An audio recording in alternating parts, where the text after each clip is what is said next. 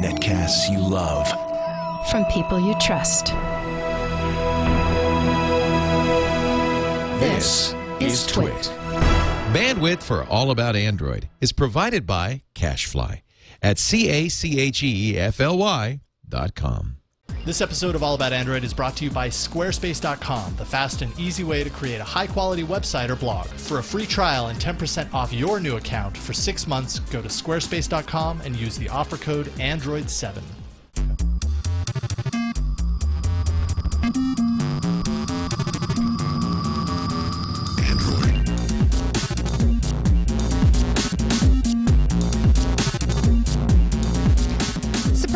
Today is Friday, July 1st, 2011. Welcome to another edition of All About Android. This is episode 15 of your weekly source of the latest news, hardware, and apps for the Android faithful. I'm Eileen Rivera. I'm Jason Howell. And I'm Ron Richards. We're back. We're excited to kick off the holiday weekend with some Android. For those of you who don't live in the U.S., we have something called Independence Day from the British. Or something. Or something like that. 4th of July, as it's affectionately known as. It's the annual blow stuff up in your backyard holiday. And it falls on Monday, which is the normal day of our show. Yep. So we have the day off, and we'd like to take the day off. But we didn't want to miss a show, so that's why we're doing it on a second day of the same week.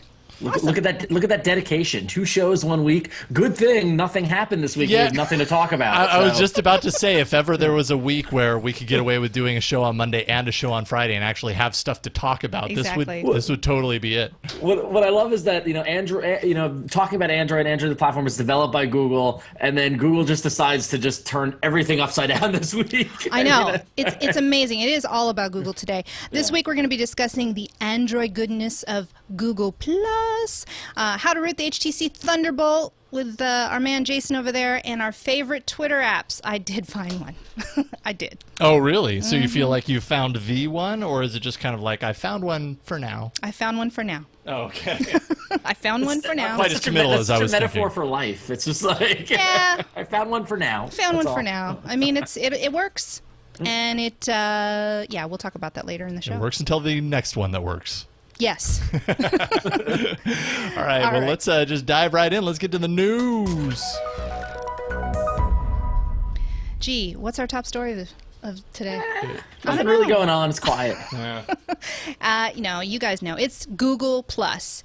I will say right now that I'm addicted. I am addicted, and I have not used Twitter as much. I've been trying. It's like I have to force myself to use Twitter. And I already don't use Facebook, so that doesn't count in the equation. And I think that's the real problem. And for those who are living under a rock who don't know, Google rolled out Google Plus, which is basically their attempt at a Facebook-like social network, right? I mean, that sums it up pretty much. Pretty much. I mean, it's their social effort. So yes, and it's been long rumored that they were doing something about this, and we've heard things about that. And Google Plus has been circulating around in the Valley, and so it finally rolls out. And it's interesting because I saw you and Tom Merritt from the TWiT network as well say that I'm on board, and like I'm not using Google Plus as much because I'm so tied into Twitter is my main kind of basis, and I have Twitter published to Facebook, and that's why I'm on Facebook. And so I'm jonesing for a Twitter to Google Plus linking, and then I'll be on board. Okay. That's because I just don't want another place to go. That's my problem. But that said, when I saw there was an Android app, I'm like, oh, okay, this is interesting. Now maybe I'll use it a little more often. Yeah, we're not going to talk too much about all the features of Google+. I think you should go to our sister show, This Week in Google, who had a fantastic show kind of breaking down all the basics of Google+, especially for those of you who haven't been invited yet and aren't in there. So I guess you can consider this, sort of an addendum, because we're going to talk about the Android app, and it's a preview of what's to come. And hopefully those of you who haven't entered and are not in Google+ yet will see why we're so excited. First of all, I want to ask you guys a question that has nothing to do with the Android app, but everything to do with Google Plus, just as a social. After I just said all that, everything Eileen just said. No, we're going to focus on that, but we're not. I just asked this in general because I don't know if I've heard this actually on Twig. Maybe I missed it. Do you see Google Plus lasting in the long term? In other words, it has this huge amount of buzz right now. Everybody's really kind of buying into it. The early adopter kind of thing is burning hard right now, and as more people get into it, hopefully it stands up to that kind of hype. But do you see yourself using this in a year? Like, if it continues the way it is, do you... Actually, that's probably a better question for you, Ron, because you're saying right now you're not really in the habit of using it yet. What would it have to do to keep you there? I think I had this conversation with a friend of mine, IMV, and he's just like, this seems really overrated and a bunch of BS and blah, blah. And I was like, right, well, for any social network, whether it's Facebook or MySpace or Friendster or Twitter or anything like that, the key thing, if you talk to anybody who works in the industry, the key thing is that it will survive if people in your own personal social network are using it. So if your friends and your coworkers and everybody that you do with it are there, then you'll naturally gravitate there. So it needs to build up that critical mass. Now, can it get to that critical mass? If I had to bet on it, I'm betting that it will, purely because of the power of the Google platform behind it. It's already tying into Gmail. Everyone uses Gmail now. How many people, Google has so many other services that we're on the web using every day. This is just a natural extension of it, as opposed to some new company launching a new social network. So I think it will have some legs. Yeah, I mean, the Google branding is key, exactly as what Ron said. I use Gmail. Tons of people I know use Gmail. The maps. I mean, there's so many things that we're all using all the time. I think it's a good bet that you could double down that this is going to be, pretty big. I mean, it depends on how they grow it. The features. I'm hearing rumors about games. With Google Plus, and so I don't want it to clutter. I don't want Farmville on here, but we'll see. Maybe they'll do it in a better way. I don't know. If they're able to take what they already have, because the problem with Google is that Google spread so thin, is that they've got all these geniuses all over that campus down there doing all random stuff, and sometimes one hand doesn't know what the other hand is doing. Best case in point, Android and Chrome OS. Exactly. So, so if they can coordinate, and if I manage all my contacts in Google, I do utilize Gmail. More and more people, regardless of Google Plus the past week, I've noticed over the past 3 months, more and more people giving me their IM name. It's a Gtalk name.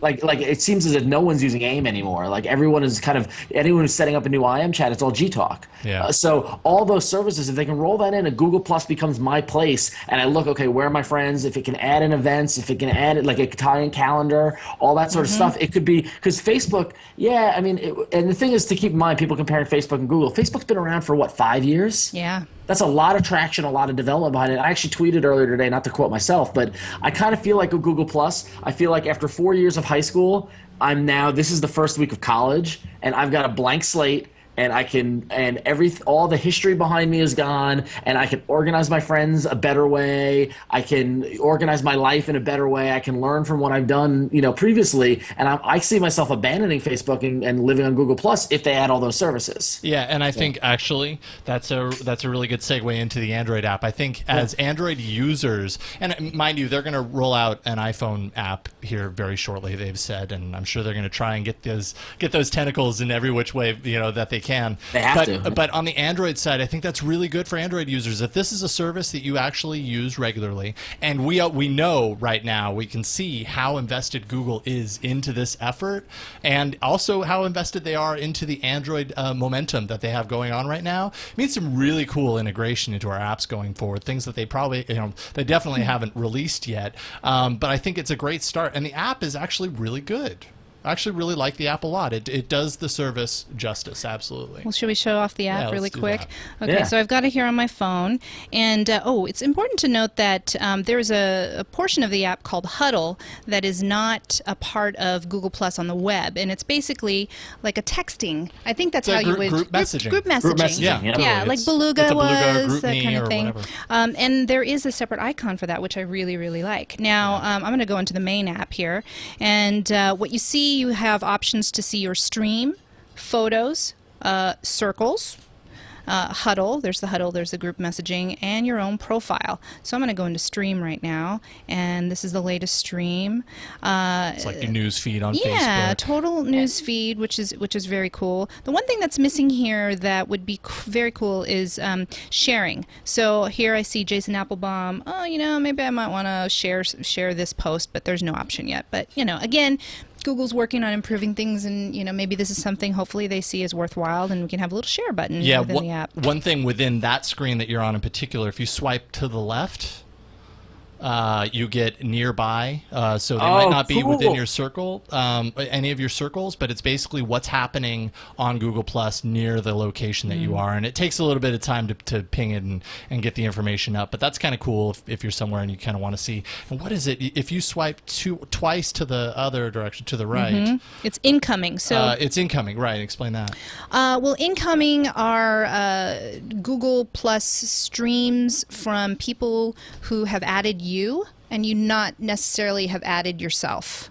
Does that make sense? Yeah. So people who are following you. Exactly. Yes, following you. Yeah. I'm trying to use their terminology, which is a little bit different, but it's very foreign. A lot of the same concepts, but called different things. Exactly. Well, I think it's interesting because I think to a certain degree it's the whole following thing that it's our language, but also like on Google Plus in the app, like they're utilizing @ replies. Like there's some things that they're utilizing the common lexicon that we've all adapted to with Twitter and Facebook.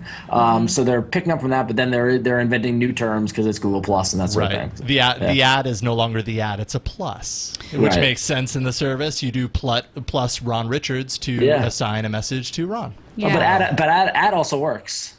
Yeah. Oh yeah, you can add them just exactly. piece by piece. One thing that I feel is also missing from this stream, and maybe they'll add in an easier way to get it, is that right now it's just your total circle stream. Right. And I really wish that there was some easy way in this screen. There is in another part of the app. Right. But I wish that there was some way within the stream to be able to select your different streams, even if it's just down in the menu, and be able to pull up all of your circles and selectively choose a default or something like that. Because that's the real advantage of Plus, if you ask me, is the circles are great because and a way to organize your friends and pick who you want to see. Okay, I just want to see stuff, like I just want to turn off my tech friends because they're all complaining about Final Cut Pro X and blah. So that would be nice to have in the app, that filtering at some point. Absolutely. I'm sure they'll get there. Yeah. But you can pull up each of your individual circle streams. It's just kind of a little convoluted. You have to go into the circles section from the front instead of the main stream. I'll do that right now. Yeah, and then you select your circle. I'm going to select you guys. And then the middle button, the posts at the bottom. There we And then when you're on the stream page, it makes so much sense for this to be accessible from there. To have to do all that just to get to this filtered version of it seems like a few more steps than it needs to be. Agreed. I thought posting from the app was super easy. I mean, if you're on the stream, up on the top, the check you can check in, kind of Foursquare-esque check-in kind of basis. You can take a photo or pull from your library. You just write whatever you want to check, whatever you want to write. When you go to post, there's an easy way to attach photos and add your location and all that sort of stuff. So really kind of elegant. Freaked me the hell out when I set it up though, because in the setup screens, did you guys notice it? And I'm looking in the settings, the instant upload option. Oh yeah, the image upload. That's that was like when I first saw Google Latitude. It's like, tell everyone where you are, and I was like, no, don't do that. And so instant upload is an option where it'll automatically upload new photos and videos. But here's the important note: to a private web album. Right. And that's the one thing that I missed. I just saw instant upload and I turned it off, and then I went back and I saw, okay, it's going to upload it somewhere where it's private. Then I can choose whether or not I want it. It's basically uploaded to the cloud automatically. Yeah, that's going to your Picasa account. Now, one thing about Picasa, and this is in the fact, but I haven't seen much discussion about this. You might ask yourself, if you're uploading any and every image from your phone, you're going to go through your free 1 gig storage on Picasa really quick. It's not actually the case. They've actually given you, I can't remember what the dimensions are of the photo. It's like 2024 by 2024 or something like that. So they give you a pretty large image size that if you come in lower than that, it doesn't even count against your 1 gigabyte. So you could be streaming all of your photos as long as they're below that, then it doesn't even count against your free storage. If they're above that, it can size, and you go over your free storage, then it sizes it down and continues to do it endlessly. So they give you a lot of latitude actually with that. So that's pretty sweet. So here I'm in the photos section of the app, and you could see that from my circles, people who have posted and are in my circles, photos of me, albums that I've created, and from my phone. So that's kind of nicely organized there. Yeah, but just real quick, in the chat room, BUH, that's his nick, says 2048 by 2048, or also 15 minutes of video. So you can do 15-minute videos as long as the what is it? The day is long. As long as the day is long, that doesn't work. Anyways, you can do 15-minute videos, and it still won't count against your storage. That's awesome. But yeah, no, the instant upload, I mean, I guess I don't really need Drop-In anymore, the app that I had, pitched a while ago. I mean, unless you just still want to, throw stuff into Dropbox here, you can instantly upload it all to Google, which I guess is there's nice. benefits to both, having access to the files themselves versus having access to the pictures in a service. It's two almost like things. it's like you could have two different backups. Yeah, Why not? totally. I don't know. Should we talk about Huddle? This is what it kind of looks like Huddle. here. And So Huddle is really cool. I mean, it's basically group messaging. yeah.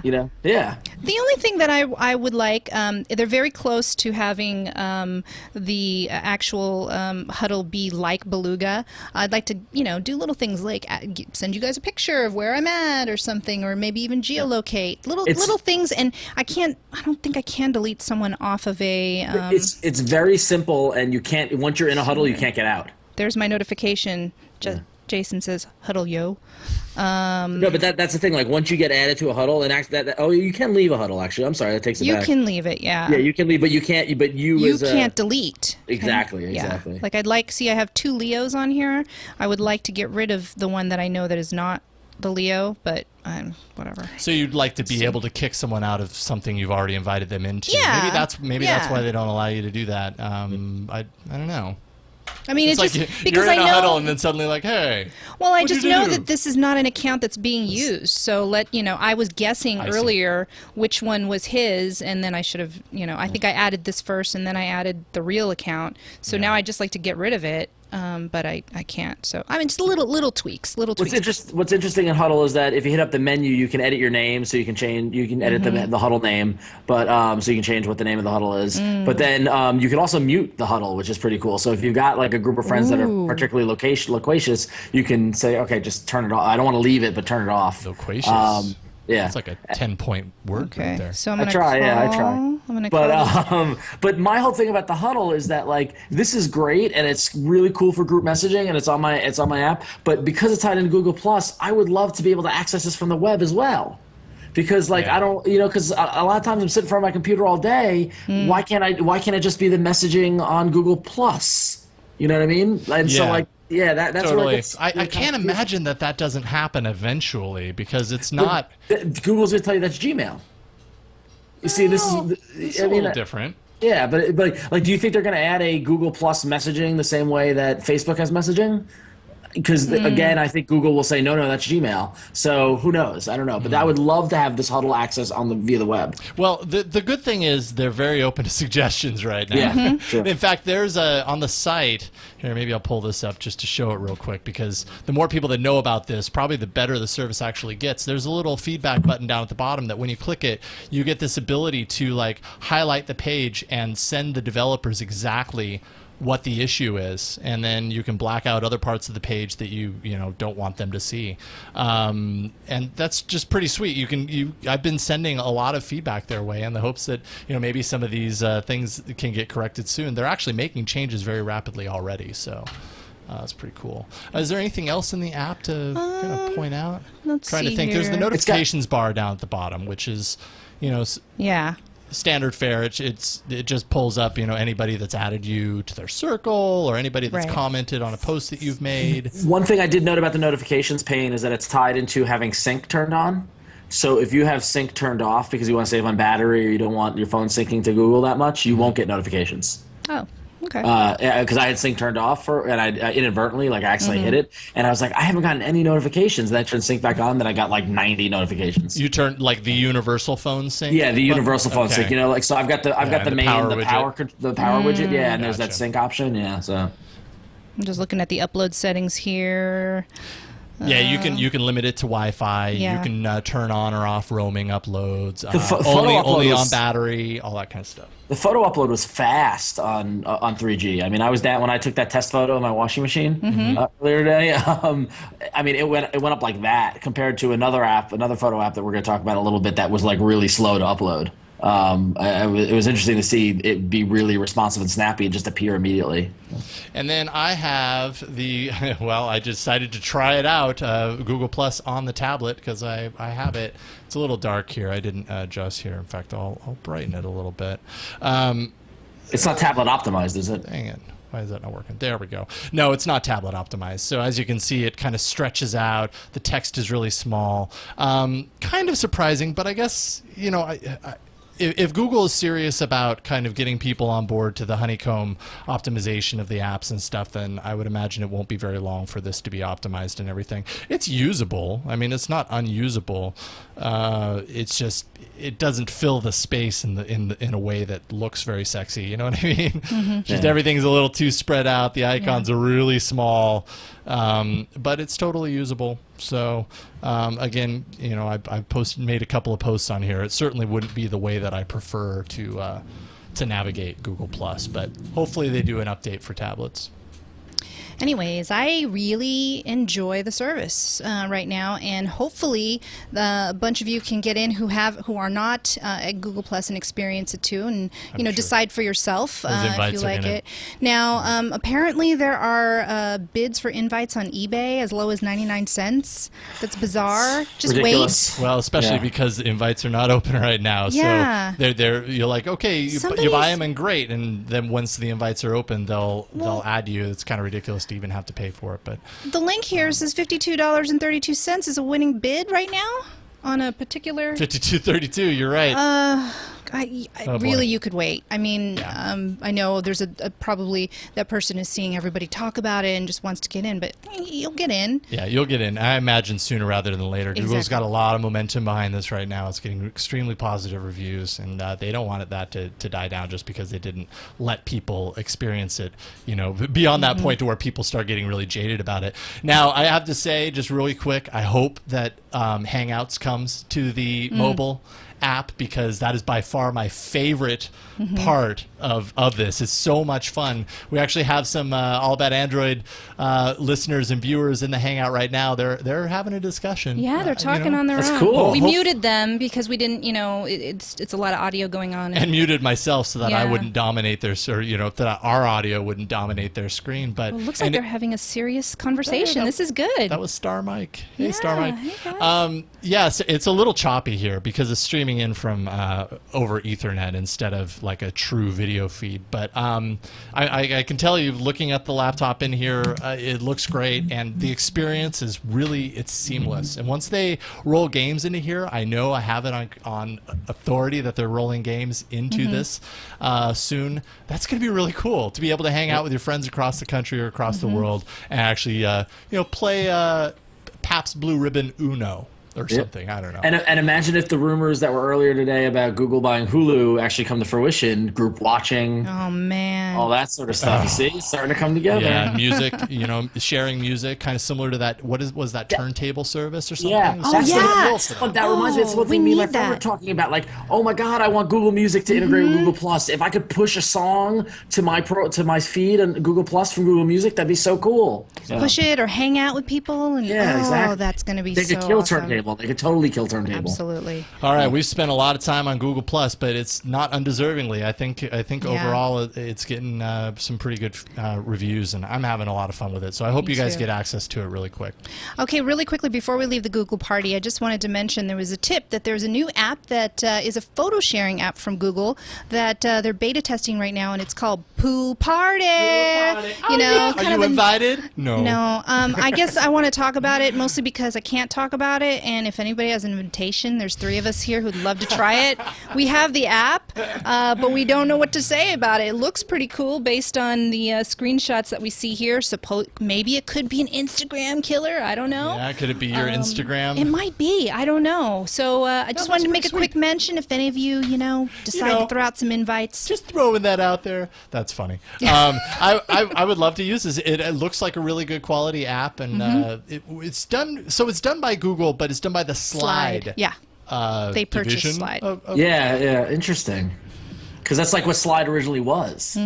Was photo sharing. So makes sense. I was wondering what they're doing with Slide. They haven't done anything with that since they bought it. Interesting. Radical. Okay. So we'll see if anything happens on that front, Eileen. All right, let's move on to the next section. Let's do some hardware. All right. Well, first up, last week we had a little discussion about a report that said that the iPhone was going to dominate and crush Android. And we had a little bit of a debate there. And lo and behold, literally the morning after that show was recorded, our guy, our favorite, Andy Rubin came out. And we have a little bit, he had a little bit to say. And here is what would Andy say about Android. He says there are now over 500,000 Android devices activated every day, and it's growing at 4.4%. So take that. Blah, blah, Take blah, that, blah, blah, all blah, your, blah, blah, blah, blah. demise of Android charts and graphs and numbers. Is that actually? Am I reading this correct? Is that 4% week over week? Mm-hmm. That's pretty good growth. Like week over week down to that small of a time period. That's really good. So yeah, I think maybe he was listening to our show. I don't know. Yeah, maybe. I like to Probably. think that. I follow him now at A Rubin. So thank you, what Mr. I want to Rubin. know is I can't wait for the moment that he watches the show and then sees the Andy says type thing. That's going to be the great moment, really. Cease and desist. Oh, sorry. I know. Sorry. Well, I think it's fun. But then we can say we got like cease and desist by Andy. That's pretty cool, if not a Maybe little we intimidating. Yeah. I don't want that to happen, by the way. I'm not saying that No. should happen, so please don't. Yeah, but We're small. Ixnay. We're small. All right, moving on to you, Ron. What you got? Yeah, so it was funny. I saw the other day Patrick Norton from Revision 3, and he's on some TWiT stuff as well. He was talking about cameras on phones, and he would switch to an Android phone and had a good camera, and then saw this article about T-Mobile and HEC teaming up on an Android phone that's actually aimed at photographers and shutterbugs, as they call it. The camera is it's the real emphasis on the phone is for the camera. It's got an 8 megapixel camera, a wide aperture lens, no shutter lag, a dedicated hardware button that'll let the user skip the lock screen and go straight to take a photo. So it's really making a photo specific phone for photo enthusiasts, as well as HDR support, which is a little unique from the hardware standpoint. So interesting to see that they're spinning this phone to be photography aimed at those people who love to use their camera phone and give them a real high-end, kind of camera in their phone. I think, I don't know about you, but on vacations, I bring my phone. That's it. I have not upgraded my camera, and I don't use my DSLR. I think That's so this kind true. of, do you bring your camera? Do you have a camera? I have in my bag, in my messenger bag, I have my kit, and I've got my laptop plug and my mouse and all this stuff, and I've got a Canon point and shoot camera, and I can't tell you the last time I've used it. I just don't use it anymore. Interesting. And see, for me, I would use my Motorola Droid as a camera only because I didn't have the point and shoot around. I mean, let's face it, we have a young daughter. We're not doing a whole lot out and about, hiking and stuff like that. A little bit of that, but we're at the house a lot. So if I need a camera, I've got it right there. But ever since I've gotten this Thunderbolt, I take pictures on that thing all the time, and it takes really good pictures, I think, especially in comparison to the Droid. Now, I do have to admit that I don't carry my point and shoot because I don't like to have things in my pocket, so that's why I have it in my bag. But and I take way more pictures with my phone. But every time I take a picture of my phone, I get frustrated because I hate the interface and I hate the not having the physical hardware button. And I know there are camera apps I could use, and there are camera apps that do HDR and all this sort of stuff if I wanted to. But it's nice to see a phone if I really wanted to commit to photography via my phone, this phone could be the option. And it's also you can record 1080p HD video. And it's got hooks to directly upload to Facebook and Picasa and Flickr, all it's like out of the gate. So it kind of takes a lot of the guesswork out. Yeah, I think this is where it's headed. I mean, everything is headed mobile, and I think it's just a sign of things to come. So, all right. All right. So I did something fun last night. Yeah, when what'd I you should have do? been going to bed. So I had little bags under my eyes this morning because I didn't get enough sleep. But I went ahead and rooted the Thunderbolt. That only took me 5 days for me to kind of hit the point where I was like, I want this to be my, I want to feel like this is my phone.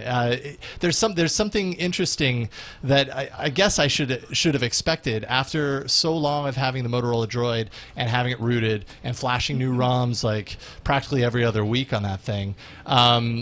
The 5 days that I've had this Thunderbolt just using the stock OS on it, after a while it was just like, God, I don't feel like I own it. don't feel like it's mine. I don't have full control over it. So last night on a whim, I went ahead and did some research and found a few walkthroughs. I'm going to put the link in the show notes. I essentially combined all of the links that I used just for reading and research and updating. I did a few things. So over on, which side is this? Scroll up. Android Central, there is a forum post. Get out of there. There we go. There's a forum post on the Mac procedure for rooting the HTC Thunderbolt. And it's a little long. I'm scrolling through it right now. There's things to download.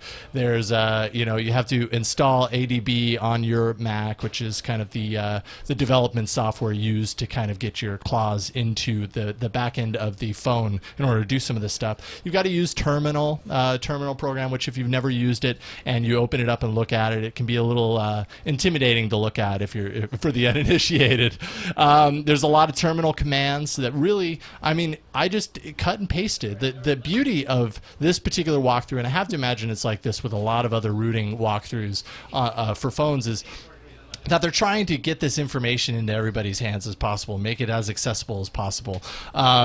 You'll find some that pretend like you know what they're talking about. You'll find others that know that might not know what you're talking about and will kind of hold your hand. This particular walkthrough is really good at that. It kind of explains to you at the beginning, what the formatting of a Unix command is within the terminal. Hope I'm saying that right.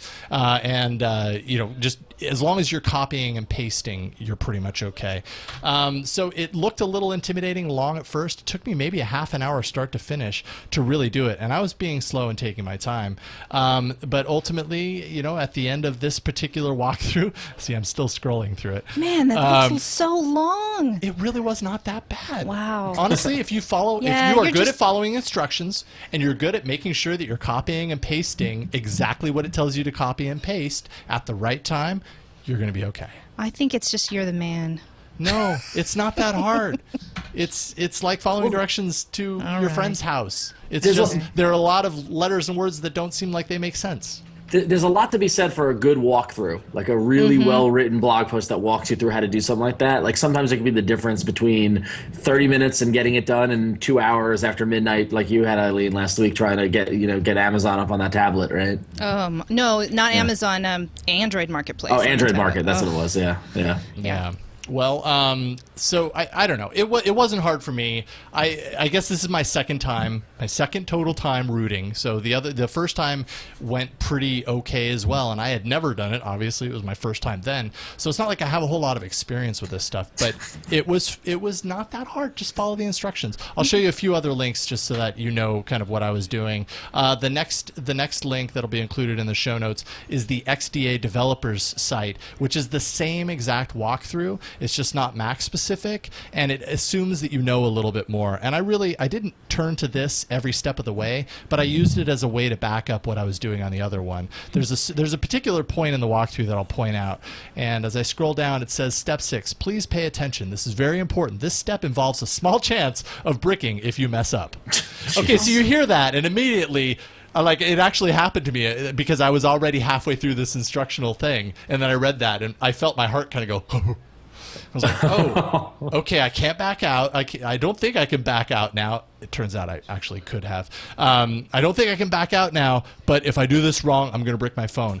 All it really was, the only thing you had to do to make sure that you don't brick is make sure that this hash matches the hash that prints out on your phone. If it doesn't, abort and try again. That's pretty much all it is. So as long as you're okay kind of parsing apart that hash, then you're probably going to be okay. I guess the lesson with rooting is that you should take your time, attention to detail, don't try to speed through it. Absolutely. Follow the instructions, and then hopefully it's a success and you never forget your first time, so. You never forget your first time. Good point. Wow. And so after this instructional little thing, I'm fully rooted. Now what do I want to do? Well, I installed my root apps and confirmed that I was actually rooted. And then I wanted to flash a ROM. So I'll take you over there and I'll show you which ROM I flashed. It is the Banff Sense 3.0 Gingerbread RC1 Release Candidate 1 ROM, and I installed it. Flashing a ROM is really easy if you use a program called ROM Manager, which pretty much does it for you for the most part. But the instructions are in here for how to download this and get it installed. It's a pretty easy install process. But the very last thing is, once I had that installed and tried to use any sort of 3G, 4G data, there was no data connection. I was like, oh, what did I do wrong? Well, it turns out that ROM doesn't have a compatible antenna software, or whatever you want to call it. Someone's going to email me about that. So the fourth link is actually a link to the file that you then also flash, and that updates your antenna software, and now it's working beautifully. And I could show it here just real quick because it's kind of cool. It's got Sense 3.0, so you've got this flashy little lock screen. It's got this kind of swirly lock screen thing, which is kind of handy actually, because you can do something similar to what Kevin Purdy showed off with his lock screen. You can grab the phone and pop it down there, and boom. Oh, there we go. Okay, it just had the Google Plus over the top, and then it switched over. But camera over to the top and into the lock, and it takes me right to my camera. So kind of cool. It's actually pretty sweet. I don't know if I'm going to stick with Sense 3.0. It's got some cool splashes, but I just kind of, again, feel locked into the Sense world, and I like to customize it to my own liking. So anyways, I think that's pretty much it. Again, check out the show notes. twit.tv/AAA. I've got all the links in there in order. I guarantee you, if you take a half an hour and just follow the steps, you're going to be okay. It's going to be all right. I want to make a quick addendum to the eBay story. I want to credit SDAO in the chat room, who says that the invites don't work on the eBay auction site. So there might be, some of them might be bogus. So I would be really careful. Yeah. Surprise, surprise. Just basically just wait. Like we were saying, don't even go there. But really, it's cool. It's not that cool. Honestly, like, don't spend your money on eBay to some shady, probably in Eastern Europe. Just save your money, wait. Especially because you're going to get in there in the next week or two, or I don't know how long it's going to take. I honestly don't have any information there, but it's not going to be very long. It's in their best interest to get it to you soon. Yeah. When they shut down invites, it was interesting because a friend of mine works at Google, and I saw him tweet. He's like, "Oh, servers are overloading. We got to turn them off." It was neat to see the behind the scenes kind of thing. But it looks like they got such a big response that they have to meter the bandwidth and manage the servers, do all that back end stuff. It's interesting. Even Google has to do that, which I think is fascinating. Totally. Because they're so huge. Yeah. So. All right, so we got a couple emails. I know one from last week that you really wanted to do, right, Jason? I totally want to make sure you totally didn't forget. did it again. I skipped emails after the first news block. I'm doing that repeatedly, and I apologize. So let me get to that email here. So the first email comes in from Julie in Nevada, who says, "Hey guys, I have been enjoying the show. I have noticed that after I uninstall an app, there are still files left on the phone. What is the best and easiest way to remove these files? I've heard of file managers. I would like more information about these. Which one of these is a good, effective choice?" I don't know about you guys, but I know if you use a file manager and look at your SD card after a long time and you've uninstalled apps and stuff, there are lots of folders and orphaned files left in those folders from apps that you no longer have installed. Personally, I find it easiest to every once in a while launch it as a disk drive in my PC or Mac, and just kind of go through and shift or command highlight select all of the folders that I actually want to get rid of and do it all in one fell swoop. But yeah, I mean, there's a number of different ways that you can do that.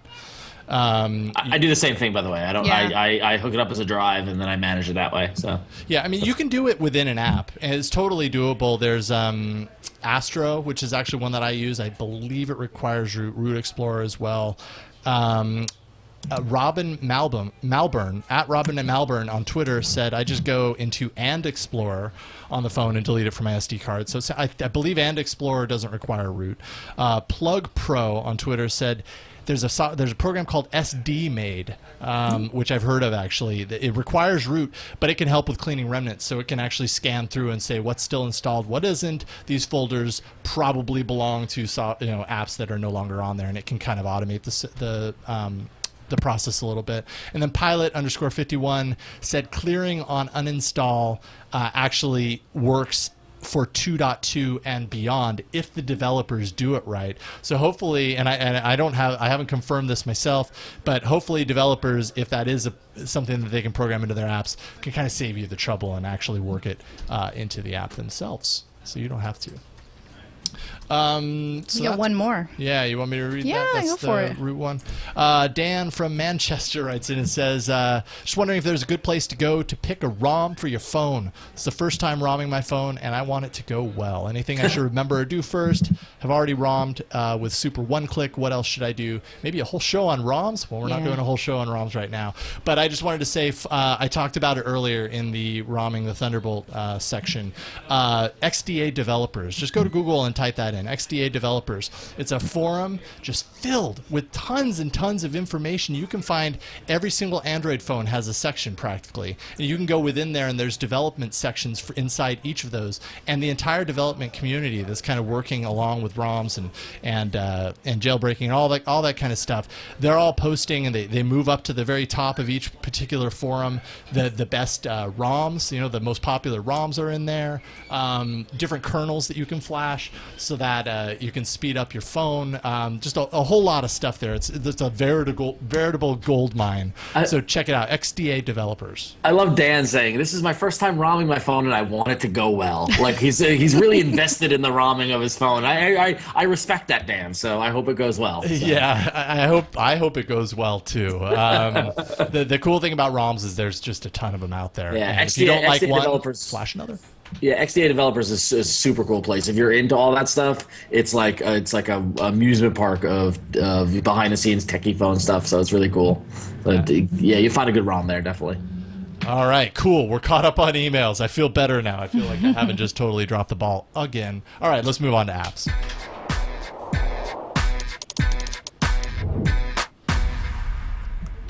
All right. Well, a big congrats to SPB Shell.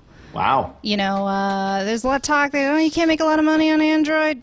750,000 in 3 weeks. That's amazing. I mean, you gotta admit though, their app is $14. Well, so it's impressive. higher, but it's still impressive. It's But so impressive even- that they can sell an app for $14 or $15 and Yeah. still get that many people. I guess it's just a testament to the quality of the app. Yep. If you extrapolate that, so they sell their app for $14 and they made $750,000.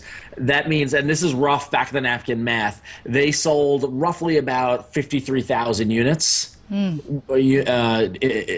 Installs. So if you have a 99-cent app and you sell 53,000, you can make 53,000. Like if you made an app you're selling for $1 and you sold that many, you're still making a pretty good chunk of change. Yeah. Yeah. So even though it's a higher priced app, if you had a lower priced app, you're selling at that volume, it's profitable. That's pretty cool. So. And SPB is kind of a different beast too. They're not just creating this move to SD app or whatever. This is a fully featured launcher. Pretty high quality, especially when you kind of put it up against something like HTC Sense, for example. And that's exactly what they're doing. They're working with hardware manufacturers to kind of bake this in. So just selling this app on the marketplace is not their only revenue stream. They're working with manufacturers to kind of get this baked in and making I would imagine a good chunk of change there as well. Well, so and they're doing a lot ultimately. right. And ultimately, it goes back to when we had Applebaum on the show and we were talking about being a developer. And it's like whether you can make an app and you can put it out there, and if it's just this kind of nagging thing and you don't want to do the customer service, you don't want to do the whole thing, it's going to be a problem. But if your business is making apps, you can make money on the Android marketplace. If you're committed to the business model of developing apps for this platform, there are opportunities on the marketplace. There are opportunities with OEMs. There are opportunities with tying in with the manufacturers. There's so many different options if you do a really good app and you're committed to it. It's cool to see somebody succeeded. Yeah. So. Very cool. Congrats to them. All right, so I'm seeing if I can get this up here. So I think this is pretty cool. I guess on the iPhone, this is not that big a deal, but to Android, it kind of is. Skype 2.0 brings two-way video. Now, of course, the big kind of to-do right now is the fact that it doesn't work on every phone. Just because your phone has a front-facing camera doesn't necessarily mean that it's going to work with your phone. Nexus S, Desire S, Xperia Neo, and Xperia Pro right out of the gate. And looks like you have it up there. Let me switch. I'm just showing the home screen of Skype right now.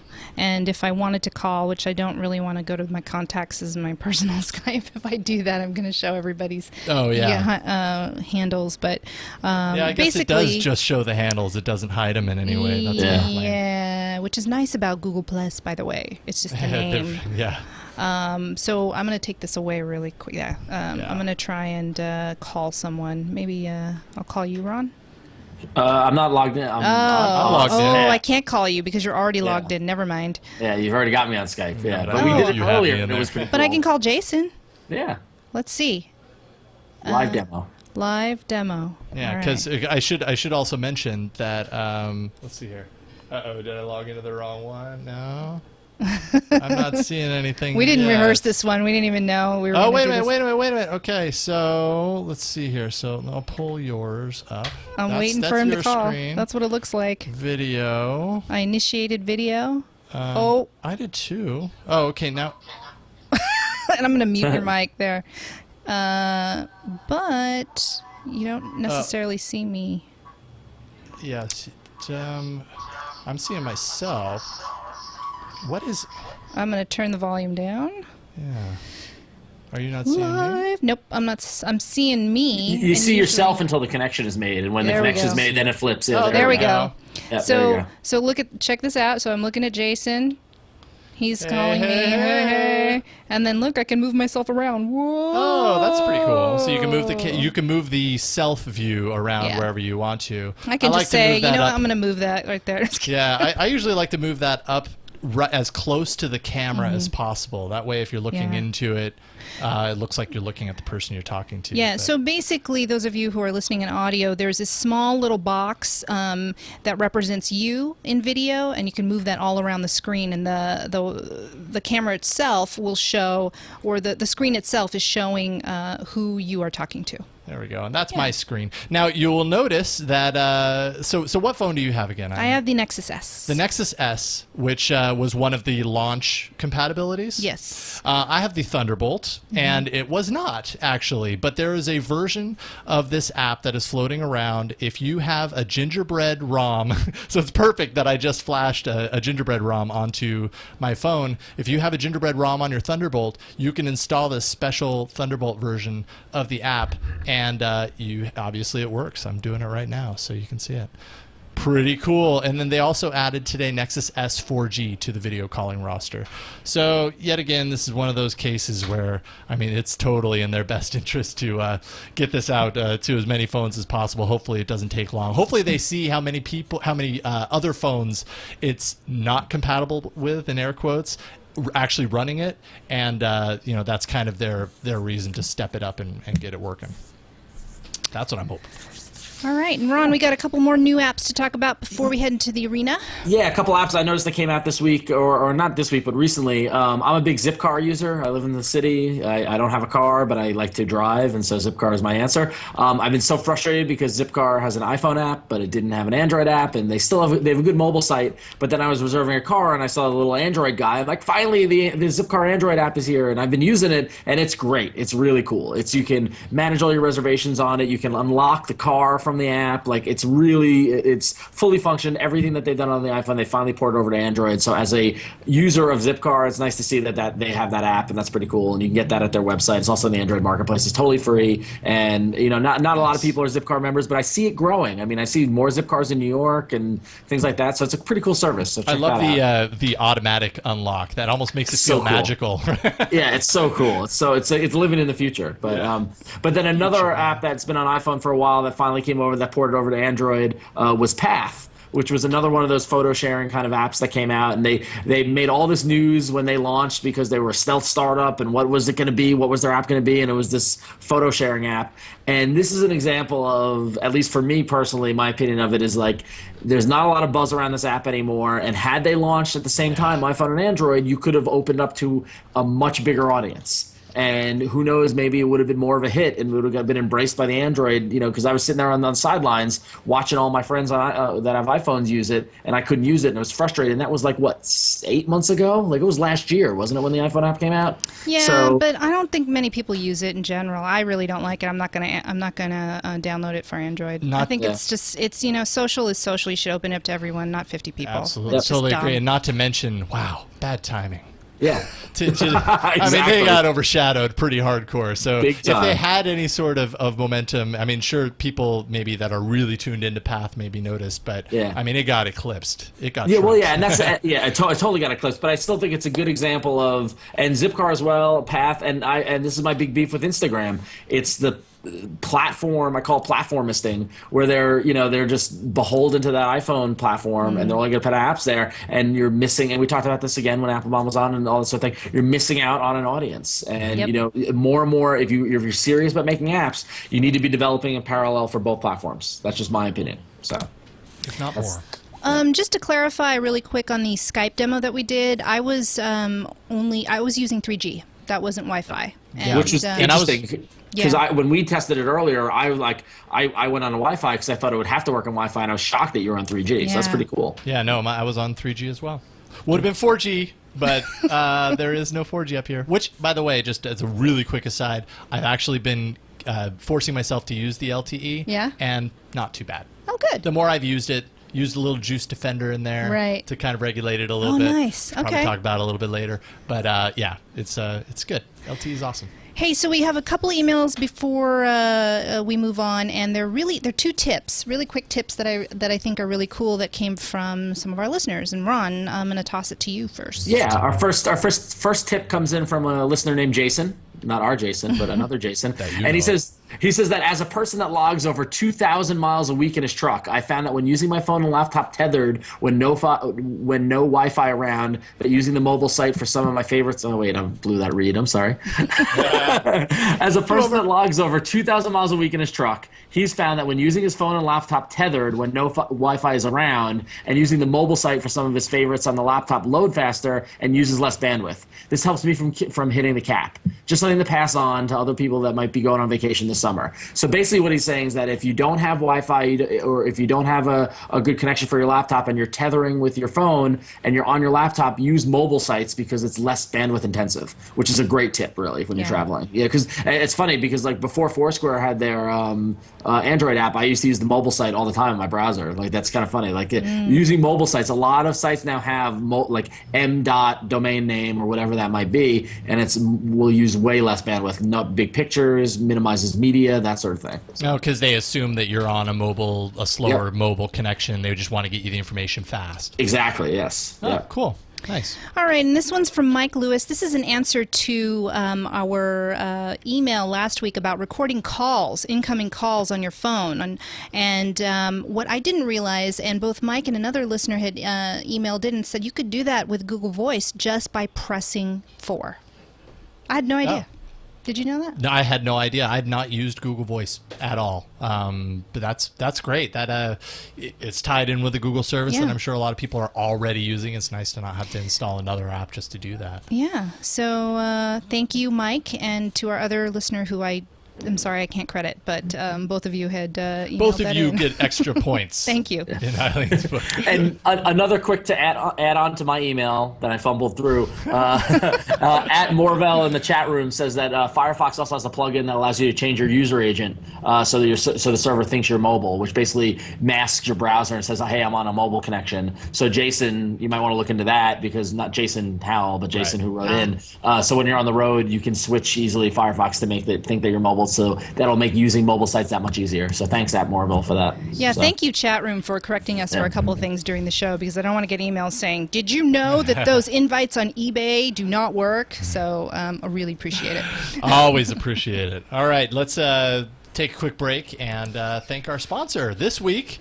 It's Squarespace. Hooray! Which I am super stoked about. I think actually we all have Squarespace accounts, don't Yes, we? we do. I You do? Yep. Nice. I've been using mine for a couple of years now. I use it for a podcast that I do about vampires and shows like True Blood. So that's bikeclubshow.com. And man, it's so easy to use and easy to create a blog. I mean, I have used WordPress in the past. And you know what? Because they sponsored this show, you know what I'm going to do today? I'm going to port my WordPress blog, my personal one, and create my own personal blog using Squarespace. I've been only using it for my podcast, my other podcast, but you know what? Thank you, Squarespace, for sponsoring All About Android, and I think that's what I'm going to do. What do you guys use Squarespace for? I got Squarespace Squarespace. Did I not say Squarespace? I got spit in my mouth, don't we all? I use Squarespace. I actually moved to it from managing my own with like Dreamweaver and PowWeb, I think is what my site was on. Because I never updated it because on my old system it was just such a pain to update and do any sort of changes to it. So I never wanted to add any content to it or mess with the design and look. And Squarespace, I heard about it on the shows and used it, and I mean it's just ridiculously fun to use. It's not just easy, but it's just a lot of fun to tinker with. And yeah, they've got tons and tons of templates, and from there you can change the color, the font. They've got lots of different plugins for social media like Twitter, Flickr, whatever you use, Google Maps, and all that kind of thing. And you can actually export your WordPress, Blogger, Movable Type, Typepad, those blogs, and move them into Squarespace. Easy to bring them in. That was one thing that I needed as well. I didn't want to have to work for that. It was so easy. Yeah, and I've done it too, and it's super, super simple. Well, one thing, I had my personal blog on WordPress, and I never used it because, like Jason, like you said, but doing the security updates and all that stuff, hosting on my own server was such a pain in the butt. And so moving it to Squarespace and having it be in their hosted solution, they handle all the security stuff for you, one less thing to worry about. And then I relaunched my own personal site at ronxo.com, and I fully intended it to be like my blog, and I used that to announce that I was leaving Revision 3 and all that sort of stuff. Ever since then, I really only post like music on there, like I post like mixes and videos that I take at shows. So it's pretty much become like my music blog. But what's neat is that it's got my Twitter feed in there. I didn't need to figure out how to use the Twitter extensions or apps or anything like that. They have a Twitter widget that you just drag and drop right in, and it works. Yep. Like that's the cool thing about Squarespace is like it just works. So I dig it. Yeah, it's super customizable. If you are an expert in like CSS and you want to actually go deeper than the little sliders and selecting a page element, if you want to actually program that in with CSS, you totally can. It's very intricate, and it gives you a whole lot of control over the entire layout of the site. And I had a lot of fun creating the site, and I still go in there and kind of go, you know what, I see other sites and I think of an idea, and it's really easy to kind of replicate that and go into my site and make a quick change and make it happen. So obviously we all absolutely love Squarespace, and we think that you should try it out, and it's a free trial. If you go to squarespace.com, you can sign up for a free account. There's no credit card needed. You can just try it out, start building your website. You can start building a website like right away, actually. Within like I think a minute, you can start having a layout to kind of start from. And then if you decide to purchase it, use the offer code Android7, all one word. Android7, pretty easy to remember. 7, July. Android7. Use that show offer code and get 10% off for the next 6 months on your Squarespace account. I tell you, it is totally worth it. I love this site. It is so much fun. Yeah, so if you're thinking about starting a blog and you want to support our show somehow, that's the way you could do it. And, last time we had a sponsor that did not have an Android app. That was Netflix, and we talked about it. They ended up launching a Netflix app. So, there is an iPhone and iPad app for Squarespace, but maybe in the future they would possibly drum up an Android app. That would be very cool. Yeah. I'm trying to set that in motion there. Do you see how I did that? Yeah, because we'll talk about it some more. What do you think, Squarespace? Android? Little Android love? Yeah, I'm sure you're working on it. Yeah. Totally. So anyways, squarespace.com, Android7 is the offer code. Check that out. All right. It's time. Let's step into the arena. To enter, one lives. Android Arena. All right, so this is going to be a little anticlimactic from last week. Unfortunately, you remember, fortunately, last week we had a really good discussion about backup apps. Unfortunately, this is what I get when I go to last week's poll. It might have saved me the embarrassment of how many of you did not vote for my app. So maybe it was, somehow it worked in my personal favor, but I'm still bummed because I wanted to know if Titanium was going to beat my Backup Pro. Yeah, I think it probably was. The page you were looking for doesn't exist for some reason. I don't know why. What that is, I thought maybe it was a misspelling, but I checked last week's doc, and sure enough, no. Maybe the chat room remembers what was winning at that particular moment. I don't know. Did anybody check? I know. Anybody remember? anyways, whatever. We can't live in the past. We just got to move forward.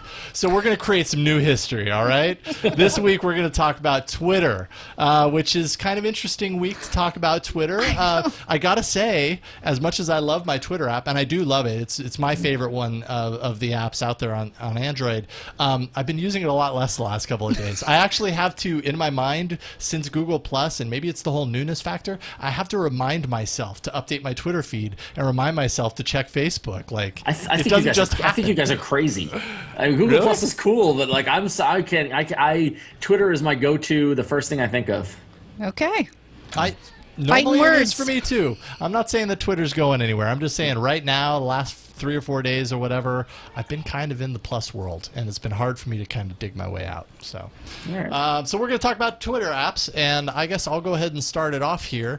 My favorite Android app for Twitter is TweetDeck, and I'm sure a lot of you know about the desktop software. It's very highly customizable on the desktop. Gives you all your columns and rows. In fact, do I have it? No, I don't have it up right now. But the Android app attempts to kind of mimic what you see on the desktop app. I'll go ahead and launch it from here.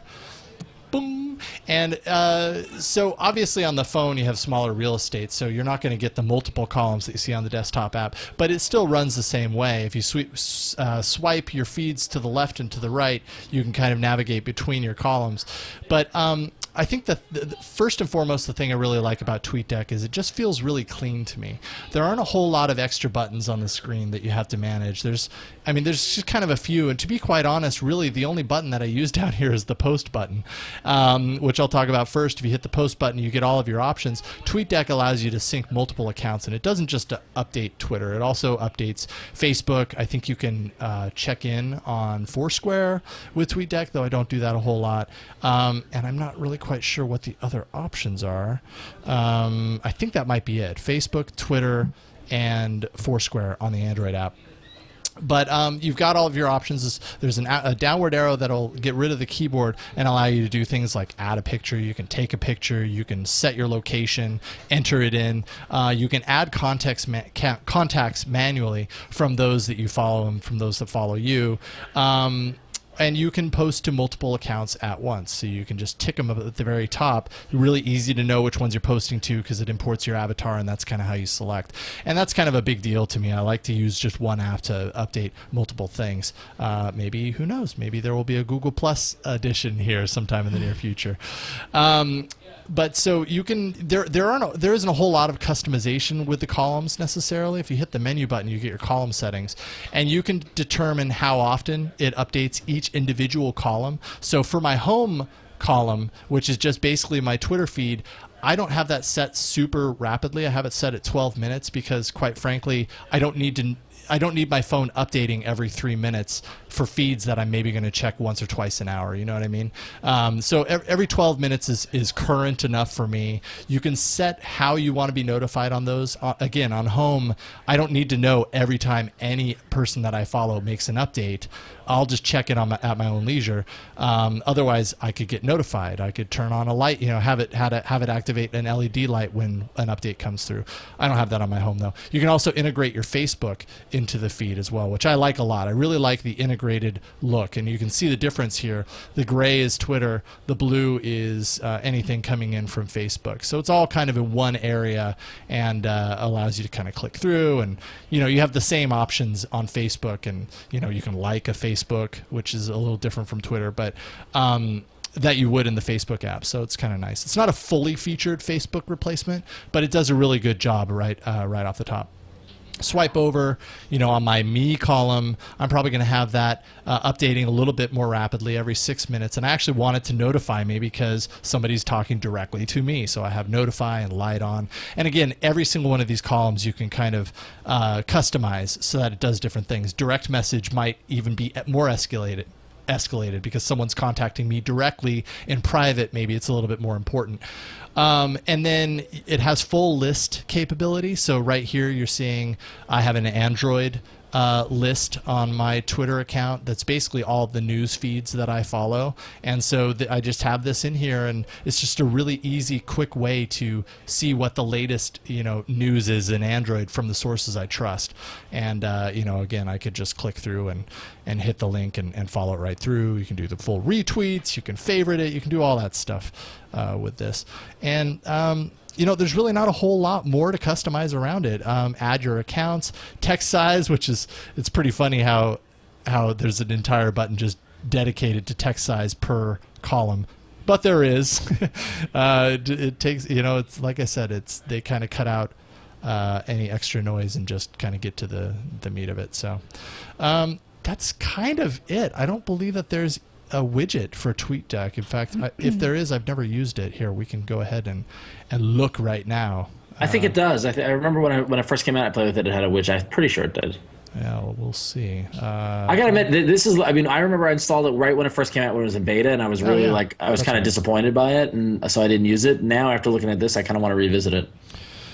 Let's see, we'll do column. That's right. Of course I knew there was a widget, because it used to be in the app wouldn't automatically refresh if you didn't have a widget installed, and now they fixed that. But anyways, they have a few different widgets, a quick post, a status update that shows you just randomly, some of your followers, what their latest updates are, and then kind of a control panel to get to the different ways of interacting with the app. So that's TweetDeck for Android.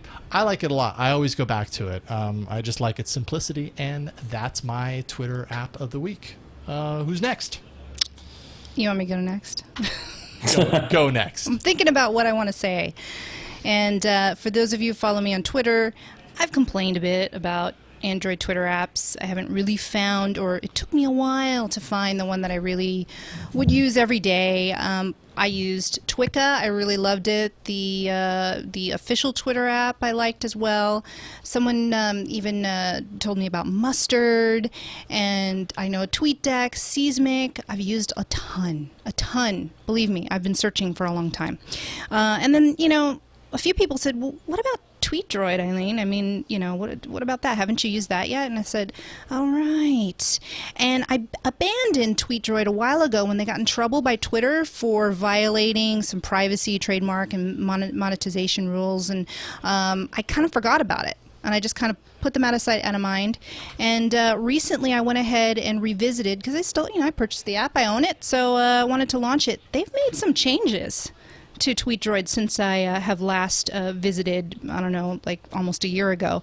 And I was pleasantly surprised. And that is my app, Twitter app of the week. It is TweetDroid, and it is TweetDroid Pro, $3.99 in the marketplace. There is a light version, so if you want to try it out without having to pay, go for it. The criteria that I have for Twitter is really, I want fast loading, which Seismic was really slow. I want multiple accounts. I want to be able to RT. I'm old school like that. Honestly, that's all I really care about. And lo and behold, I got that and more. Now, the only issue I have with reloading, see that up there? It's right next to where you would actually post the tweet. It's kind of too close for my comfort, but for some reason it hasn't really it hasn't actually resulted in anything. I don't know. Not that it would be a minor annoyance more than anything. Yeah, it's like, can't we just have some other place? Why is it right next to where you actually tweet? So here's what it looks like. Okay, now I'm going to try to be really good about describing this for the audio listeners here. But it has all your basic functions. Now, you could change the look, you could change the color, you could change the background as well. There's tons and tons of customization. And check this out. On the bottom here is a dock. Oh, wow. Yeah. A lot. And it has a lot of options here that you can customize, move around, and there's actually also a button here, if this ever launches, for daily deals. It's like Groupon on here. Wow, clever. This was kind of bizarre to me. Is it Groupon or what? You know what? It's Living Social, which I love better than Groupon, by the way. So you have your basic at reply as well. Let's see here, DMs, lists, and you can manage lists. You've got favorites as well, all on this bottom dock here, which is really kind of great. And you've got this button here called Channels, and when this loads, it's like various news that you could get. I mean, I couldn't believe that all of this came here, and I don't So it's remember almost like it they're creating lists for you. Yeah, I don't. And then trending topics, of course, search, and then retweets. What I also like, and I have basically launched something I didn't want to, but what I also like here, I love live demos, is you can do a live preview pane, and you can go horizontal here, and check this out. So you could see the live preview of a post, of a photo. Oh, I like that, yeah, so you can kind of see, not too many people, I was just checking earlier, not too many people have actually posted. So when you go horizontal, you click on someone who's posted a photo, you can see that preview on the right-hand side. And Very similar to what you see on the tablet implementations of a lot of the Twitter apps. Yeah, I like that. When you're switching from multiple accounts, a little janky, I gotta say. You gotta swipe, and every once in a while, I see some bug, and it probably won't happen now. So I'm scrolling. Yeah, it won't happen now. Every once in a while, when I'm scrolling down to see posts, it automatically goes back to my other account. Kind of weird. That's just a tiny bug. But yeah, so I've got everything here. I can retweet with comment. If someone has replied to you, you could actually see the conversation. I really like that as well. Conversation view conversation is very important to me because sometimes I don't know what they're referring to, or if I haven't looked at Twitter for, I don't know, several hours, and I see, and I go, sometimes they reply and go, huh? Sorry, I don't remember what I tweeted. Yeah, I mean, again, there's tons and tons of customizations that you could do in the settings here. You could, again, choosing your themes, your notifications, your display options, video and photo posting. This thing, it's just a chock box of just tons and tons and tons of other settings. Can I have even more settings for hashtags and refreshing? I don't know. I mean, I just wanted it to refresh fast. Have multiple accounts, and make me be able to RT. It hit all of those and more. Right. So, and I have not been disappointed since I picked it up again over the last couple weeks. So, thank you to those of you who reminded me about TweetDroid, and thank you TweetDroid for being a really full client Twitter app, and I really, really enjoy it. I see that you have refresh on shake activated. Oh yeah, you know what? I haven't tried that. See, that's another feature. That's bizarre, but it's cool, right? Let's see, shake. Oh, and it did refresh. I felt it refresh. Huh. Yeah. Interesting. You felt it. If you didn't feel it refresh. Well, because it's vibrating. Yeah, I have the probably vibrate option on. Oh man. But anyways, you just shake it and it refreshes. Nice. I guess yeah. Then I don't have to hit that. I keep forgetting. See, that's another So shake function. your phone and then risk throwing it down accidentally. The Nintendo Wii effect. Anyways, that's TweetDroid and Ron. Nice. All right, Ron. All right, so I'm the boring one. You're not boring. I'm a little boring. For my Twitter app of choice is after once I got the Android phone back in the day, I was on TweetDroid, I tried Seismic, like you said, I tried TweetDeck, I've tried all the Twitter, whatever, I think they call it something different now, the French one. And once Twitter came out with their Android app, I'm like, I'm just going to be safe and use the official Twitter Android app and see how that goes. And I haven't looked back since. For me, the most important thing for me about a Twitter app is that easy, let me get my timeline, let it load quickly. Don't limit how far back I can go, because when you go to the movies and you're gone for 2 hours, I want to be able to get everything.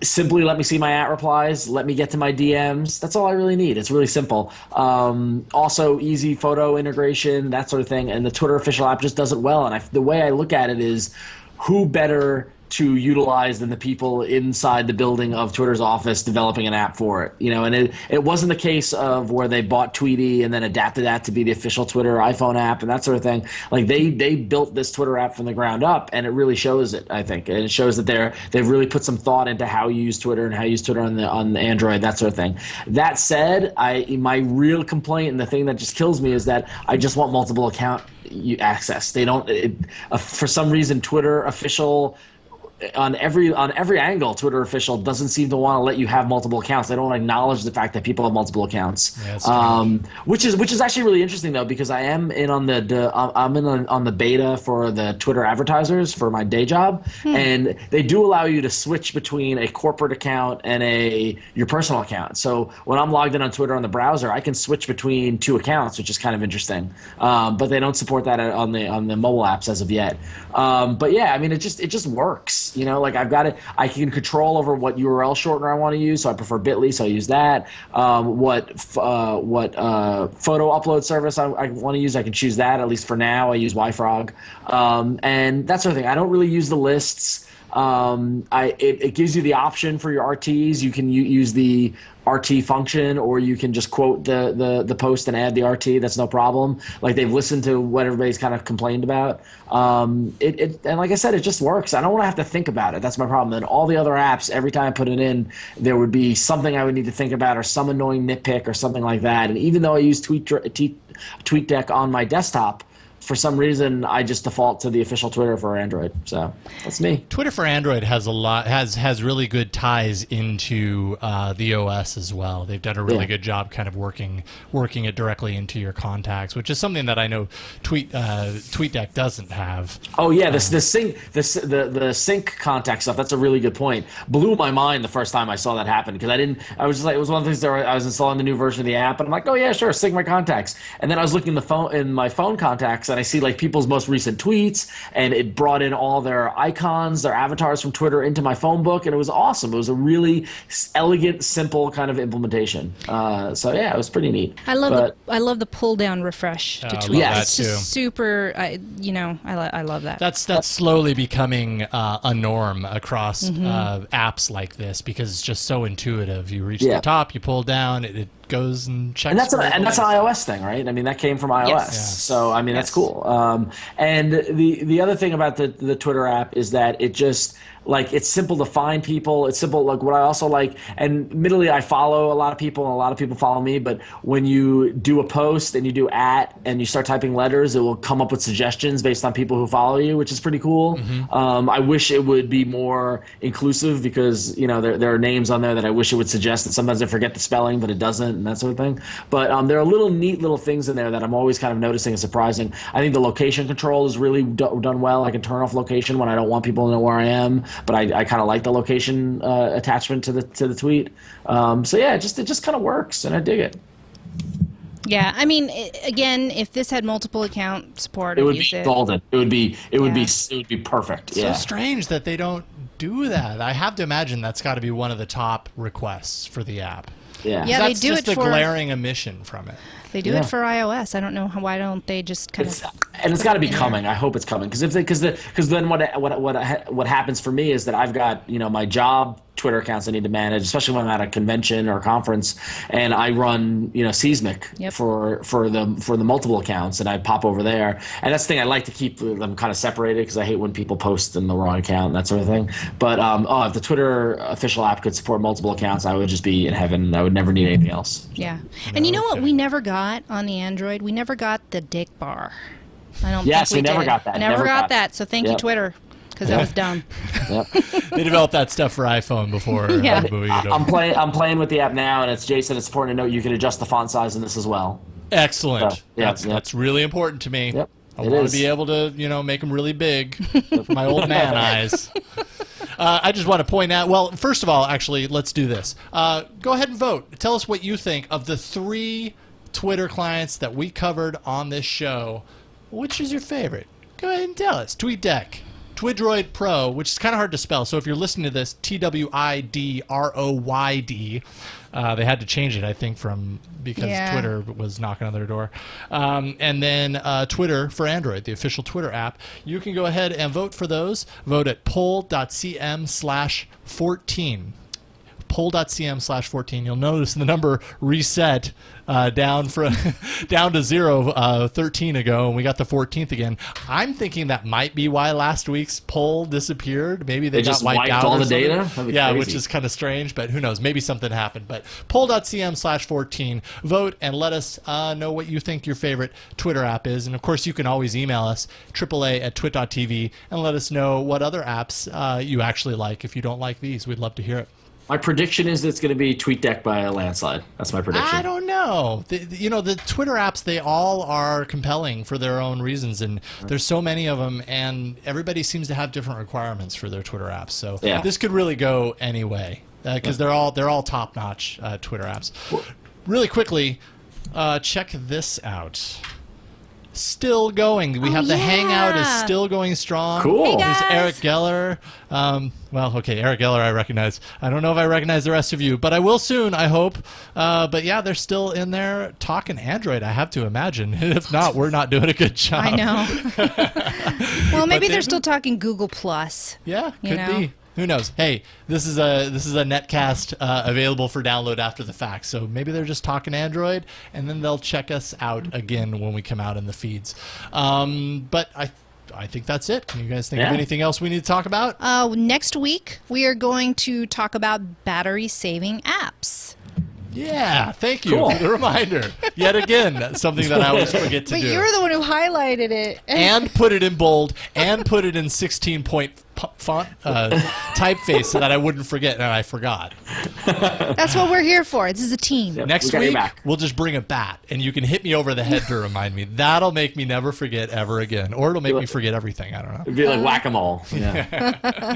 But yeah, so battery-saving apps. Would really actually love to know what you think along those lines. If you have one that you particularly love, send us an email, aaa@twit.tv, or leave us a voicemail, 347-SHOW-AAA. Let us know what battery-saving apps you use and love, because there are a few out there. I can think of one right off the top that is really, really popular, but we want to know about more and why it's popular. So let us know. Yeah, which one of us is going to get that app? Because that one's going to win. I don't know. Who knows? We might find like a dark horse that, just comes out of nowhere and just blows it away. All right. And we're not going to say the name of that app. No. We get suspense, that's a tease. Yeah. All right, well, that's it for this week. So, Ron, why don't you tell people where they can find you? You can find me on Twitter at twitter.com/RonXO, and there's also a link there to my about.me/RonXO page, and that's where you can find links to all my other websites, my job, my fanboy graphically, all the fun stuff I do online. You can find me there. Yay. Yay, and Eileen.